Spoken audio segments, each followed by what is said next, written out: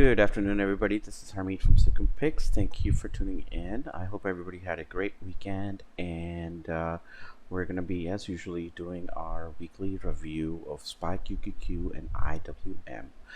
Let's get going. All right, so just a quick review. We were right here. We had a kind of shortened week. We come through here, and we had this move up, and we were wondering that, could this be the point where we see the support come in, or do we see it further going down? Obviously, we got some of our answers over the week, the short week, that market is forward looking for now.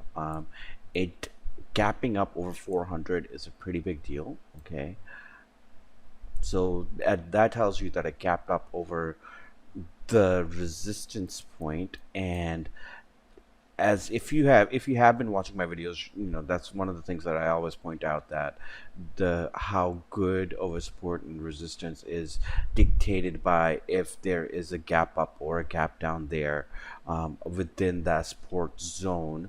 Doesn't have to be the exact number. Support zone that the markets overnight will say, the futures market will just, with low liquidity, will drive the price past the support or resistance point. So that's what we saw. We also want to be kind of, just pointing out that we did have this stereotypical 5-wave structure, okay, and this is forming what it looks like to be a zigzag, and that is, the zigzag is 5 3 5.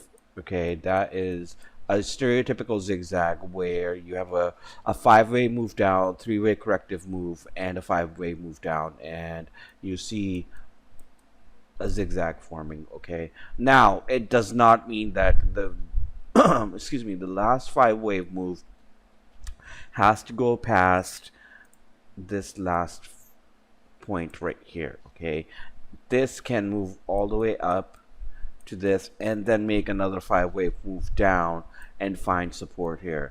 So with OPEX and quad witching this week, I do expect some volatility. I think that markets have been very put heavy, so they're obviously gonna be trying, the powers to be are trying to kill that one side of the trade. It makes sense that the markets will move up as everybody's kind of short, and the equities there, everybody's so short. There's some charts out there, and I do expect it to go at this point, test that 410, and hopefully we'll go and test this 417 before seeing at least a 5-wave move down. And if we do get that 5-wave move down, if we get this ABC and then we get a 5-way move down, we can start looking at putting on a trade that will get us going towards this 450 area. Okay, where does this break down? Where does this, what happens where you can say that the markets are still extremely bearish, and they may not be moving forward? Is just this breakdown of 389, obviously 389, 390 zone is very important for it to get going towards 373 and 375 zone that we were discussing last week. Okay, so if this 389 390 zone is not broken, or it can be violated, and then support shows up just like it did right here, as you can see, it came all the way down, tested it twice, well, 3 times, and we got the move up. Okay, so if it can happen, it can be violated, it can have a Wyckoff effect, and if it continues to hold support here, I do expect it to start moving towards this 450 area.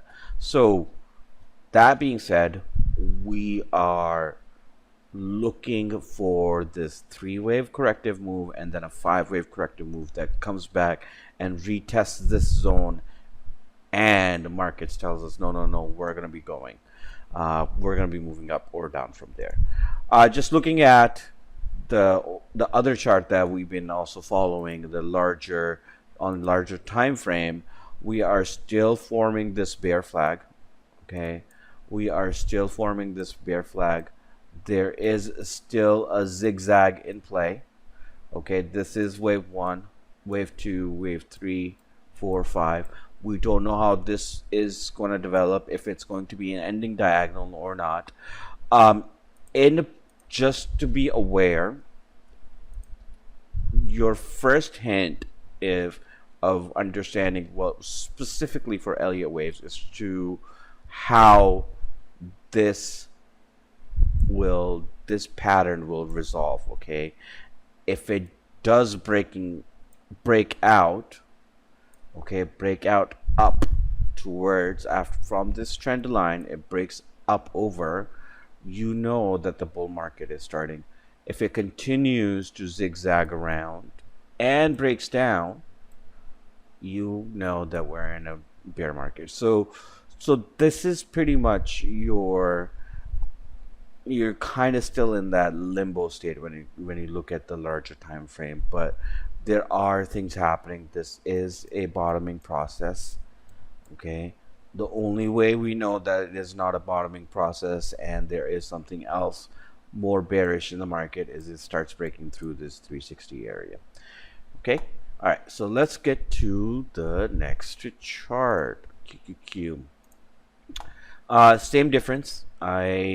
So there's one thing that I was thinking that I wanted to point out, that we were talking about how that this right here, this leading diagonal, can also be broken down in a different way, where you have 1, 2, and then the third wave is extended 3, 4, and 5. Okay, so at this point I'm going to have to still go with this leading diagonal structure, is because, as I always talk about, is the fact that fifth wave can be retraced 100%, and that's what we saw, and we found some support right here, and now we're moving up. Of course, the 302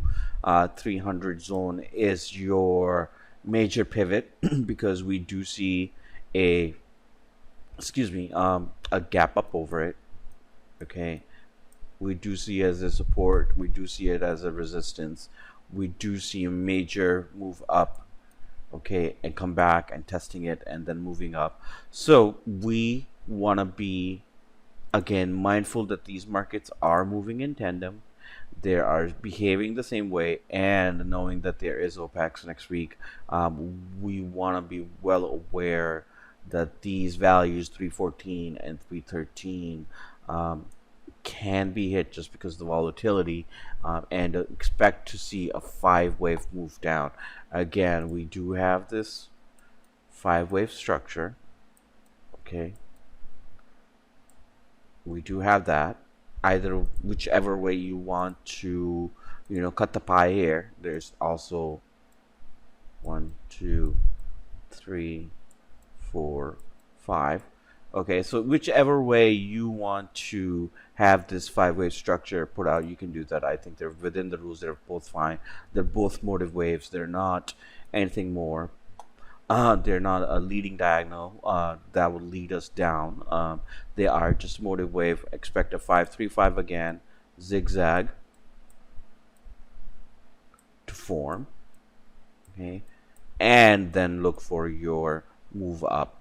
And let's just understand that Qs are also in a very vicarious position where we are coming back to test this 50. So this could be a failure here also come tomorrow, as we are coming back and testing this flag that I broke down from. Okay, this larger flag that I broke down from.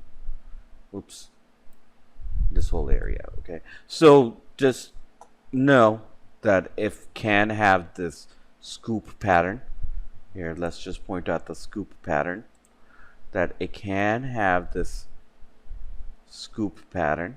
Okay, it's and move up from there, or it can also break down. So lots to know, lots, but expect volatility since there is OPEX week and quad witching. So we're going to be expecting a lot of back and forth between bulls and bears, kind of vying to see what will happen. Once this week is done, then of course the Fed is up on deck again, and we at from what it looks like, I think you can go back and look at the dot plots yourself.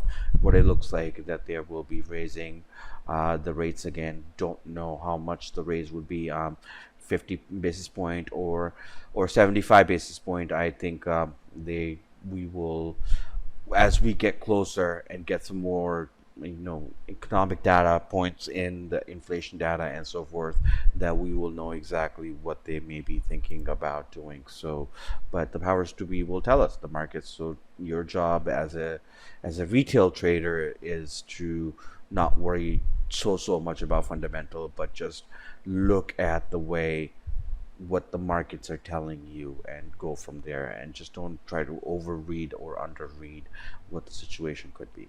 All right, let's go to IWM. Same situation as we have a 5-wave structure.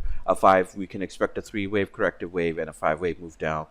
What I do like about this is that, as I had mentioned before, that the first wave, we will come back and look at this. We will correct it this week, and see how this is developing. But the first wave, if this was the fourth, what I have as a fourth wave right here, if this truly was a first wave, it can come all the way down and to this 78.6 or 88.7 retracement level. But the fact that it did not come all the way down, okay, so that puts it into a little bit of bullish scenario, and also that it held a major pivot point, and the fact that we did not go below this fourth wave, so retraced all of the fourth wave. That's normal, and in a bullish market, to retrace all of the fifth wave, all of the fifth wave will be retraced all the way back to the fourth wave before making the next move up. So we have a lot going on the bullish side, but we also understand the fact that we are in a OPEX week, and we will kind of have to take things with a grain of salt as to if they're super bullish or super bearish, because markets will be somewhat volatile this week because of everything expiring. It did hold our flag. From just looking at the larger time frame, it did hold our flag, okay, and we want to see a breakout. If it is bullish, same scenario. If the new bull cycle is starting, this bear flag will break to the upside. If it is still in the bear market, expect it to break down through this lower trend line. Okay, I hope you all have a really awesome trading week, and we will see you next week. Thank you very much. Have a great weekend. Bye-bye.